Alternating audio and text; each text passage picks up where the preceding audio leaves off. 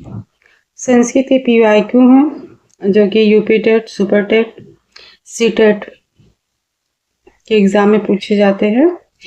तो चलिए हम स्टार्ट करते हैं क्वेश्चन से। हेलो फ्रेंड्स, मैं वर्षा आप सबका वाना क्रिएटिव में स्वागत करती हूँ। तो चलिए हम क्वेश्चन से स्टार्टिंग करते हैं। तो माता शत्रु पिता वैरी येन बालो न पाठिता न शोभते सभा मध्ये हस्य मध्ये बको यथा अनधीता सभा मध्ये कथम भवति। तो इसमें कहा गया है, इसका आंसर क्या होगा? बी ऑप्शन सही है, ना शोभते। तो इसका अनधीता ना शोभते सभा मध्य। उपयुक्त पदांश से यह निष्कर्ष निकलता है कि अविद्वान लोग विद्वानी की सभा में उसी प्रकार से सुशोभित नहीं होते हैं जैसे हंसों के मध्य में बुकला। यानी कि माता शत्रु पिता वैरी येन बालो न पाठिता न शोभते सभा मध्य हंस मध्य बको यथा। माता शत्रु है, पिता वैरी है, येन बालो न पठिता माता शत्रु है, जो बच्चों को अपने नहीं पढ़ाती हैं तो वो माता शत्रु है, और पिता क्या है? बैरी है। येन बालो न पाठिता जो बालकों को नहीं पढ़ाते। न शोभते सभा मध्य हंस मध्य बको यथा। यानी कि जो जहाँ पर विद्वानों की सभा होती है वहाँ पर आप विद्वान सुशोभित नहीं होते हैं जैसे हंसों के मध्य में बुकला। तो चलते हैं नेक्स्ट क्वेश्चन पे। माता शत्रु पिता वैरी येन बालो न पाठिता न शोभते सभा मध्य हंस मध्य बको यथा बालम पाठयन्तु माता पितरों के भवता। यहाँ पे देखिए, यहाँ पे शत्रु बताया गया है कि माता शत्रु पिता वैरी येन बालो न पठिता। तो बालम पठानियंतो माता पितरों के भवत। तो माता पितरों के भवत यानी कि शत्रु।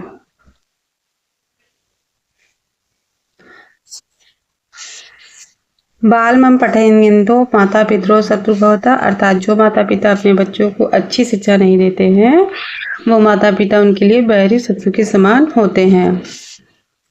नेक्स्ट क्वेश्चन है यद्यपि का संधि विच्छेद। तो यद्यपि का होगा ऑप्शन डी सही, यदि प्लस अभी।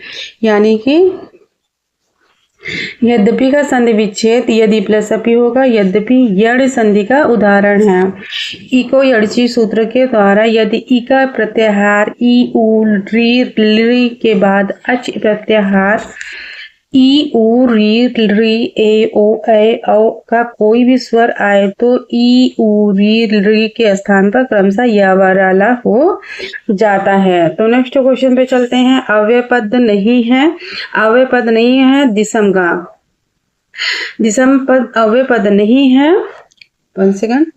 चिरम गंतुम अपरम ये तीनों अव्यय पद हैं। अव्यय उसे कहते हैं जो तीनों लिंगों में एक समान बना रहता है। तो अव्यय पद किसे कहते हैं? जो तीनों लिंगों में एक समान बना रहता है। तो नेक्स्ट क्वेश्चन पे चलते हैं। गते अपि में संधि है, गते अपि में संधि है पूर्व रूप।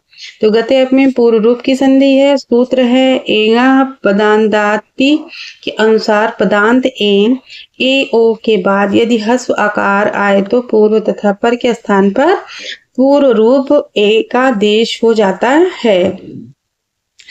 गते अपि, गते प्लस अपि, हरे अव प्लस हरे प्लस अव, ते अपि ते प्लस अपि। तोड़ली का उदाहरण है, तोड़ली का उदाहरण है तल्या। तो तोड़ली का उदाहरण तल्या है। सूत्र होगा तोड़ली के अनुसार यदि ता वर्ग के पश्चात ला वर्ण हो तो ता वर्ग के स्थान पर लकार आदेश हो जाता है। जैसे तत्पस लया तल्या, विद्वान प्लस लिखित विद्वान लिखती। तो नेक्स्ट क्वेश्चन है कौन सा शब्द सूर्य का पर्यायवाची नहीं है? तो यहाँ पे मित्रम नहीं है, मित्र भानु रवि ये सारे सूर्य के पर्यायवाची हैं पर मित्रम नहीं है। नेक्स्ट क्वेश्चन पे चलते हैं। दिशा शब्द रूप का वचन है तो ऑप्शन सही होगा बहुवचन। दिशा शब्द रूप प्रथमा तथा द्वितीय बहुवचन और पंचमी तथा षष्ठी एक वचन में बनता है। जैसे प्रथमा दिक् दिशो दिशः, द्वितीया दिशं दिशो दिशः, तृतीया दिशा दिग्भ्यां दिग्भ्यः, चतुर्थी दिशे दिग्भ्यां दिग्भ्यः, पंचमी दिशा दिग्भ्यां दिग्भ्यः, षष्ठी दिशा दिशो दिशाम दिशामम, सप्तमी है दिशि दिशो दिक्षु, संबोधन है दिख है दिशो है दिशा। आयोग के आंसर सी माना है, जबकि एक वचन भी सही है। तो नेक्स्ट क्वेश्चन पे चलते हैं।